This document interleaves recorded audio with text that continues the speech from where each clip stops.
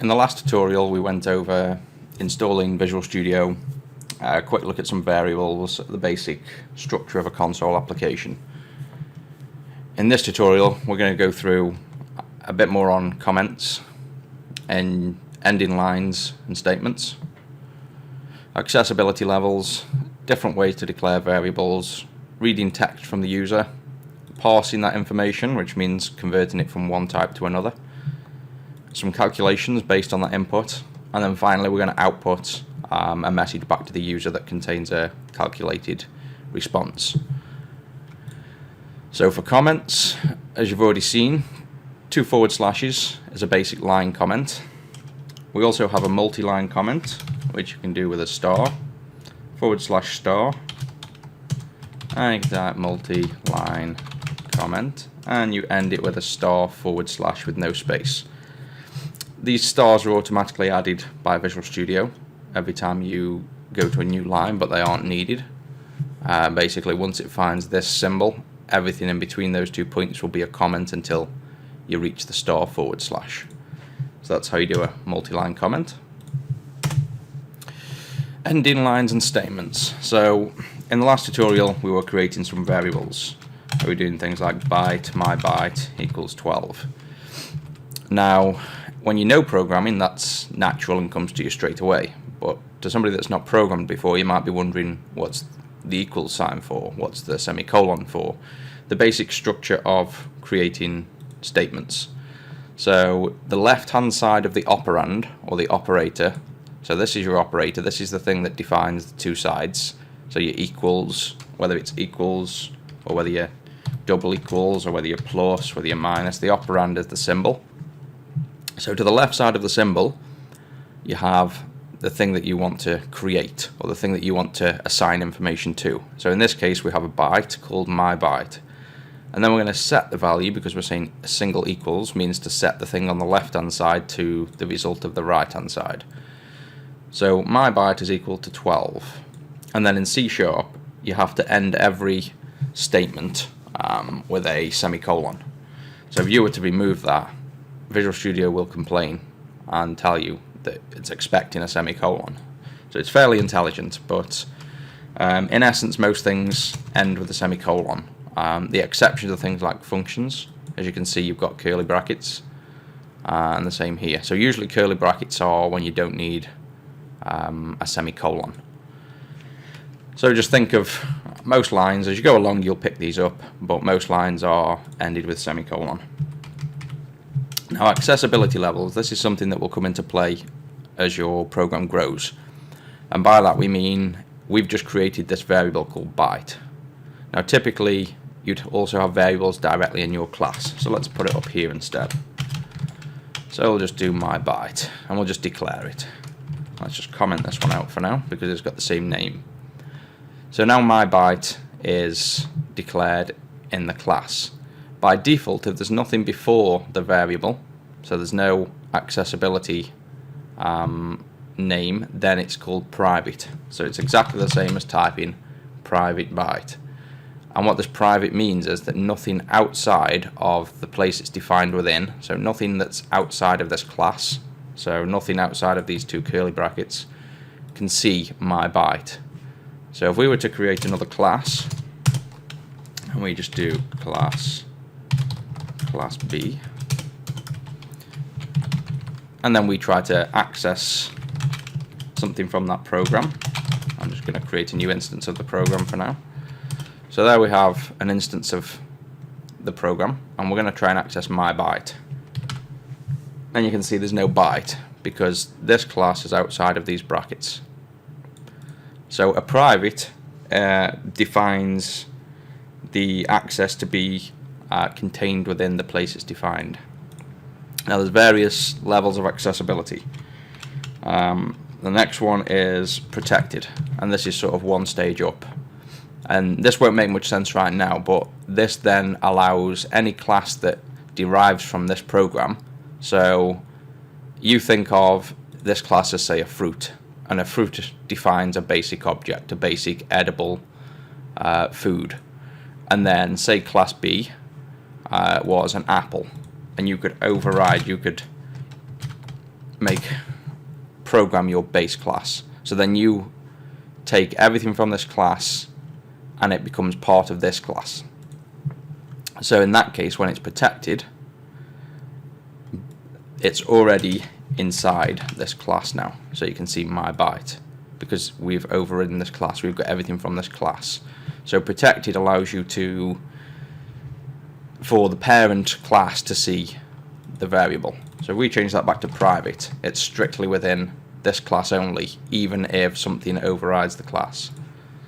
So we do this dot, and there's no my byte. So again, that one is a little bit over your head right now, but that's a quick overview of what protected is. The most common two are private and public. So public means that there's no access restriction. So anything that tries to access this object, whether it's outside the program, inside the program, or an overridden class, can all access this byte. So if we were to create class B again, go into the constructor, create a new instance, you can see now I can access my byte directly because it's public.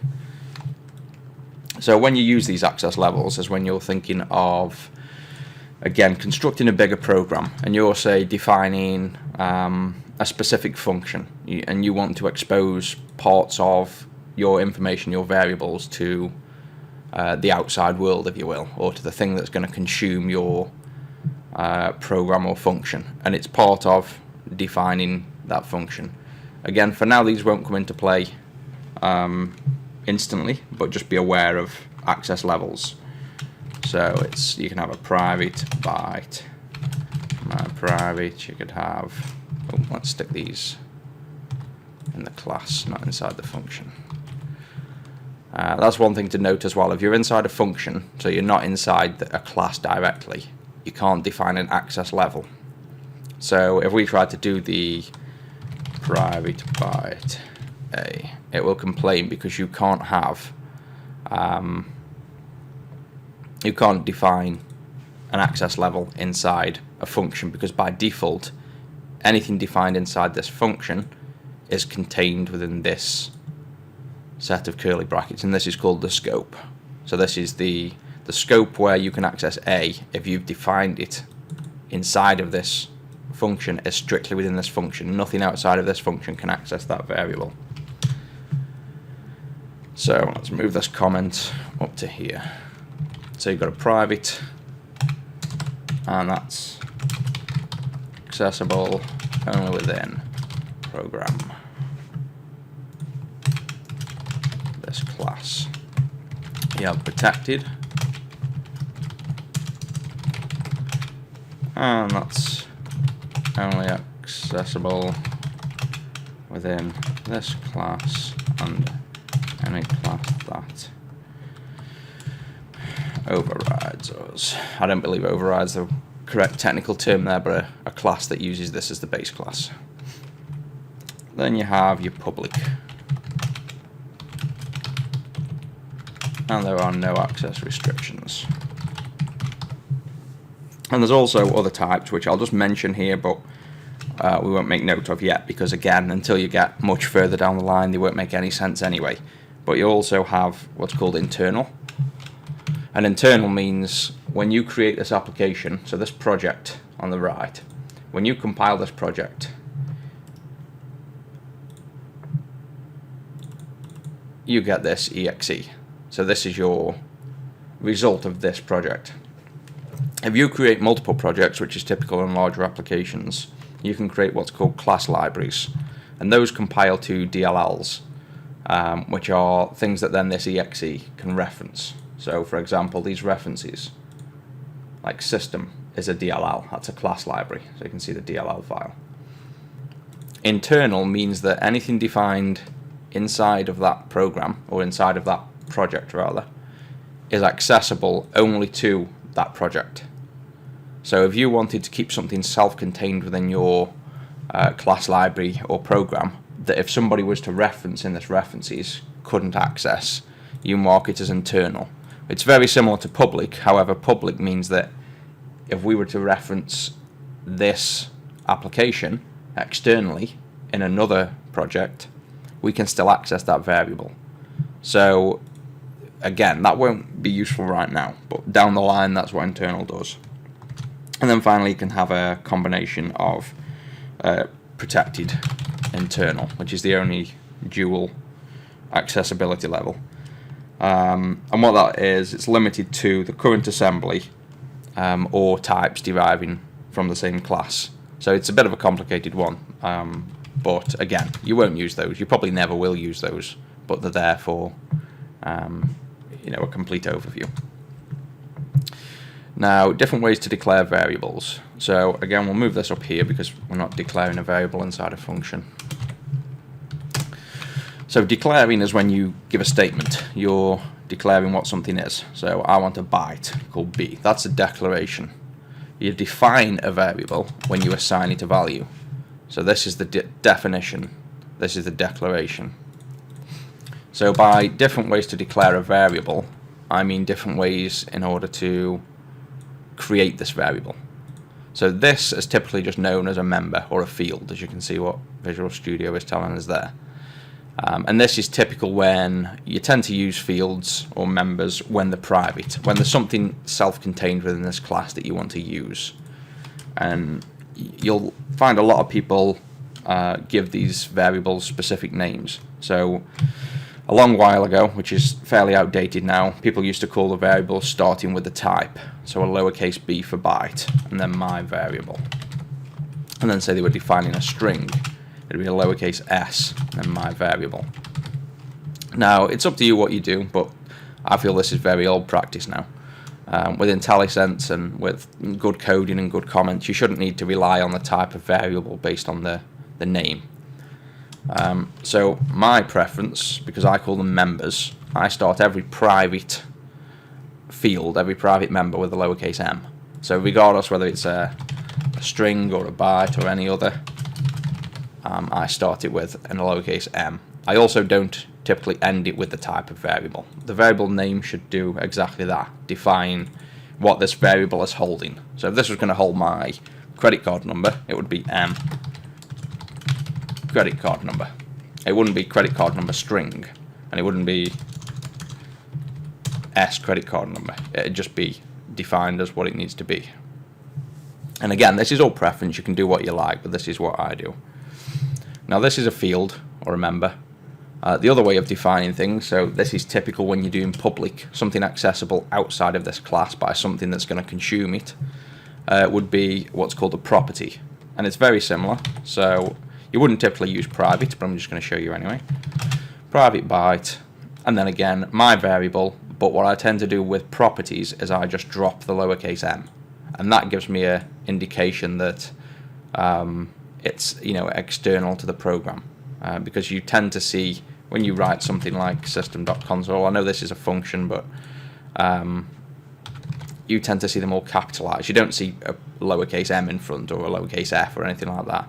So when something's coming inside of your class and trying to access things, you don't usually want to have them seeing prefixes, like lowercase m's. So because, well, let's make this public so it makes more sense. Because a property is going to be public, you define it just the same. We'll leave the lowercase m off, my variable, and then instead of just ending with a semicolon, it's similar to a function in a class. It's a curly bracket, and then the shorthand, which means just the quicker way to write this, is get semicolon set semicolon, and then you don't end with a semicolon because the curly brackets replace the need for the semicolon. They define the start and end. And it also means anything inside curly brackets can go over multiple lines, no problem. If they don't have the semicolon because they've got these, then the end is defined by this curly bracket. So now if we were to access this variable, you'll see the difference. We do this, which refers to ourself, so in this case program. Oh sorry, we're in a static function, we can't do that. Let's just quickly spin up a access. So you can see here, the blue ones, my variable is a field. And you see my variable here, it's not saying it, but this is a property. The symbol here means a property. So that's how you typically define things that want to be accessed outside of your program. Again, don't worry too much about what it is or why or what these getters and setters are right now. In short, this is actually a function of the property. So if you wanted to do something specific when something tried to access this variable, this would be called, and right now it's a blank function, it's a shorthand version. And the setter is when the setter is when somebody wants to set the data on this variable. The getter is when something tries to get the data from the variable. But we'll go through properties in a separate tutorial because I want to go quite in depth with all the things about properties. But for now, if you're defining something publicly accessible, a variable that's accessible outside the class, I'd recommend using a property with no prefix. And then for private fields or members, I'd prefix them with a lowercase m. Again, completely up to you, but that's my preference. So there are your two ways of creating variables or declaring variables. We've got reading text from the user input. So finally, let's do something slightly interesting. So we want to read some information. We're going to ask the user to enter a number. So first we want to do, and we did this in the last tutorial, we want to do console.writeLine. And we're going to say, please enter a number between 1 and 10. And now we want to read the user's response. So in order to do that, you do console.readLine. Read line means we will read the result until they press the enter key. Now you notice this function returns a string, so it's not void in like our function here, it's a string, it's returning something. So we need to assign that return value, what they typed, to a variable. So we're going to create a variable, and we can actually create it at the same time. So we can do string user response equals. And now you see this is your operator. The left hand side is what we want to give a value to, and in this case we've created a string called user response. The right side we're calling a function that actually returns the string, so it will get assigned to this variable. Now you'll notice here there's no lowercase m and there's no capital, it's neither of these. It's because when you define a variable inside a function, so this variable is only accessible inside this function, again it's a slightly different way of writing. Again, completely my preference, but what I do in that case is I leave the lowercase m off and I just start directly with the name of the variable. And again, it's also, you can quickly ascertain when you're trying to use a variable or set a variable. If I'm inside here and I go to set a variable and I say credit card number, oh sorry, we're in static again, we can't do that. These would have to be static. Remember, the static is a single instance, so these don't have static on at the moment, which means they're accessible only to instances of this class. So I'll just mark them static quickly so we can access them inside this main function. So if I were to type credit card number equals user response, really easily when I'm glancing through code I can tell, because of this lowercase m, I'm assigning a value to something that's outside of this function, and maybe that's not what I wanted to do, maybe that's what I didn't intend to do. At the same time, if I was to do my variable, now it's the wrong type, but ignore that for this point, but again that's really obvious, it's a capitalized start, I know this is a public thing outside of this function. So the point of having the different styles of variable is so when you're coding it helps you spot errors as well as conform to a certain standard. So in my head I'm expecting to work within this function and I know it's self-contained. I don't expect to set any variables that are outside, so then if I see a lowercase m or a capital, it makes me aware of a potential issue. So now if we run this program, writeLine will run, we'll output that to the screen, readLine will run and the user response will be set to a value. And in order to see this, so we can just go ahead and output, but it's nice to actually see something happening. We can do a little short tutorial on breakpoints. So I won't go too much into detail about what they are, so just follow along for now. This is the line we want to start at in terms of we want to start stepping through code. line 35. So I just click the grey part here, and it will highlight the line red. Now I click start or press F5, the application runs, and you see it's jumped straight back to Visual Studio, and it's gone yellow, and this means now it's awaiting our response of what to do. So now it's paused here. You can see we can hover over things and inspect things, so we can see what variables are and what values are. If you press F10, it's jumped to the next line, and now the console window will have output, please enter a number between 1 and 10. Now if we press F10 again, it's going to try to jump to the next line, but because this will wait until we press enter, nothing will happen until we type and press enter. So go ahead and press F10, and you can see now it's waiting in this window for us to do something. So let's go ahead and type 12 and press enter. And now you can see it's jumped back here to the end of the program. But now if we hover over user response, we can see the number 12. And you see these double quotes, this means a string. So we've got some input from the user. And we can now do something with that in the next step. So we'll just stop that program for now. So now we have this response. It's a string, so it's not a number that we can say times by 2, which is what we're going to do in this example. So in order to work with mathematical operations, we need to convert this string into a number, in this case a whole number. And that's called parsing. So what we need to do for that, first we need a variable of the type that we want, which is an integer. So we type int user number, and then we just declare it, we don't define it.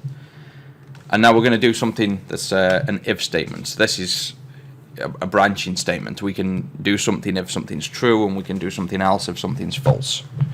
So you type the word if, open a standard bracket, just a normal bracket, and then you can call a function which is called int.parse. Now the parse will crash the application if it fails.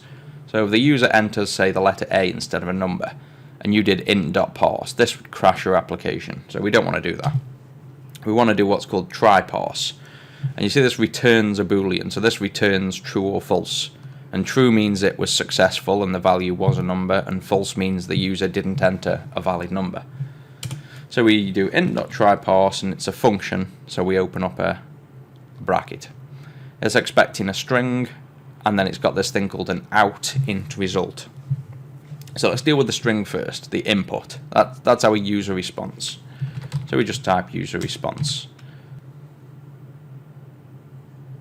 And then for this integer, it says out, and that means that this function wants to set this value. So when we pass the user response in as a normal parameter, we can't, this function tryParse can't set that value, it can't change the value. Whereas when it's an out, it's passed as a reference, so it goes directly into the function, and this tryParse function will have the ability to change the value of this result. So to pass it in as that, we simply type the word out, and then our variable, which is user number. And that's the function. So now int.tryParse here is returning a boolean, and the if works on true or false statements. It's as simple as that, the if this is true or if it's false. So if we close the bracket for this statement, so here's the inner function, that's our call that will return a boolean, and this is the if's outer brackets. And then we do the curly brackets, which is similar to a function again, because an if statement needs a start and a finish. So this is the start of the if true inside here, and this is the end. So we're saying if the int.tryParse is successful, then user number will be now an integer, it will be a usable number of whatever the user entered. That's all good, we'll come to that in a moment. And then you can do the opposite. What if it didn't? What if it was false? You can type after the closing curly bracket the word else, and then open and close another set of curly brackets. And now we'll get to here if the information the user entered was not a whole number. So let's work with that first, which is nice and easy. So if they enter the wrong number, we're going to simply go console.writeLine and say, sorry, that was not a recognized number. And end there, and that will just close the application. So we will do, in fact, we'll put the read line afterwards. And we'll also put a little statement. So regardless of what happens here, we'll do a little statement before the program closes and just say, press enter to close. And then we'll do a console.readLine in order to wait for that enter. So if we run this program now with start or F5, you can see it says please enter a number between 1 and 10. So let's enter the letter E. And when we press enter, sorry, that was not recognized as a number. So that's good, that's working as expected. So now we want to deal with what happened if it worked. So first let's take a look at what happened if it worked. So we click in this grey area here to set a breakpoint. Press F5 to run. Type in a valid number, 5, and press enter. You can see it's broke and gone yellow here. Now, this is debugging, so that means we can have a look at things. So now let's hover over user number, and you can see it's now been set to the number 5. So that's good. We know we've now got the number we entered, so press stop. So now it's time to do some arithmetic. So firstly, we told them to enter a number between 1 and 10. Now an integer is a number between minus a large number and plus a very large number. So first we want to make sure the user entered between 1 and 10. So we can do that by another if statement. So we have user number, and then we do this angled bracket, and this means less than. It's it's pointing to the left as in lower, or pointing to the right as in greater. So if the user number is less than 1, and then in order to say the word or, because you want multiple things inside of this, you want to check if it was below 1, you also want to check if it was above 10. So for that, you can say if the number is below 1, and then 2 pipes on your keyboard, which on the UK is by the left-hand shift. This double pipe means or. So think of it as, if you're speaking, it's if user number is less than 1, or user number is greater than 10. We do the same style, so if it was outside of that range, let's let the user know that the number was outside of the range.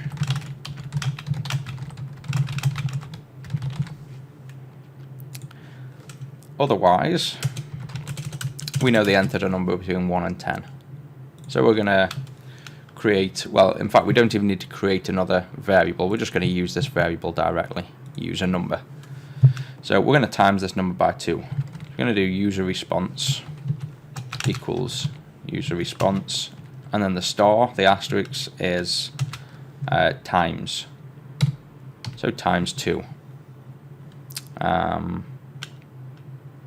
Oops, sorry, I've done user response, not user number. So there we go. We've user number is now equal to itself times 2. So if we put a breakpoint here and we run the application, let's first test the logic that if we enter a number too large or too small, that it fails. So let's enter 44. And good, the number was outside the range. So we run that again. Now let's enter a valid number. So let's enter 3. And now we hit this breakpoint. So you can see right now, before we've run this line, the number's 3.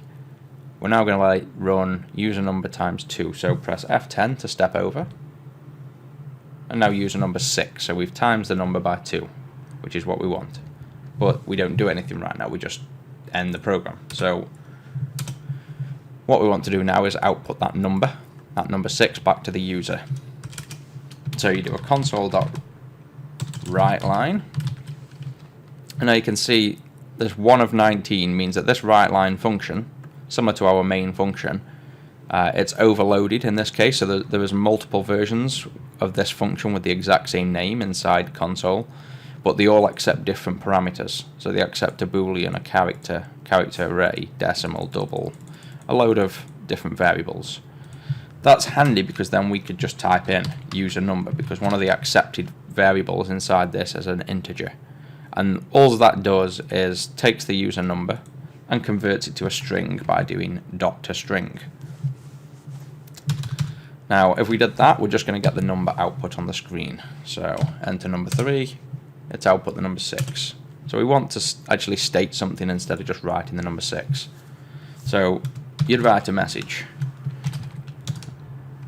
Your new number is. And now you'd say, well, how do we add 6 to that? Do we just put it there? Do we just write? No, it's not there. Do we do and? No, it's not appearing. So when you want to add two strings together, it's called concatenation, and it just means to join two things together. So you want to say your new string is, and then this variable. So the correct thing is to do plus, and then use a number. Now because you're trying to do a string plus a number here, again Visual Studio is smart enough to take this integer and effectively do .toString, so that you're adding two strings together. So we haven't explicitly told it to do that, but the overload for this string class has something in that allows you to do that. So you can add a string like this, and this will output, if you run this program, your new number is 6. Now that's okay when you're starting out, and same as this is okay when you're starting out. But there's a much better way of doing both of these things. So we'll leave the statement in, we'll just comment it out. And what you can do when you're doing an operator and the left and right side start with the exact same variable and then another operator, you can do a shorthand, a quicker way of writing this statement. So it would say user number times equals 2. And what that means is the user number is going to be timesed by itself by this number. So times equals 2. So that's how you start writing it, and it's the shorthand version. Similar to this string, when you're creating strings, there are various ways to create this string. So we could have said string, my string equals new string, I believe we can do, and we can pass in other strings. In fact, we can't pass a string in there, that's characters. You can do string dot concat, which is short for concatenate, and you can pass in multiple objects. So we could pass in effectively this string, and then a comma, and then use a number. And then my string would now equal the same string. But obviously you can see that's a lot messier than just doing this. So if you can construct a string in line, as in directly, and here you tend to do that. And again, the plus is sort of an old way of doing it. So the more modern way is that you want to put a $sign. And now inside your string, you can remove the plus, and if you open the curly brackets like a function, open and close, now inside here we can type the actual variable name. So we can actually return our number, and it looks a lot cleaner. Say you were typing a longer message, your new number is this dot, which is 2 times the value, and you run this. You now get a cleaner way of seeing what we did. So that's enough on parsing the value and outputting the data. Calculations we've actually covered here. So we've already gone through calculations right here. And constructing strings from variables we've just done as well, which is here. So I think that covers this tutorial for now. And we'll go through some, I guess, some more ifs, some else's, some fors. So we'll get into more advanced programming in the next tutorial.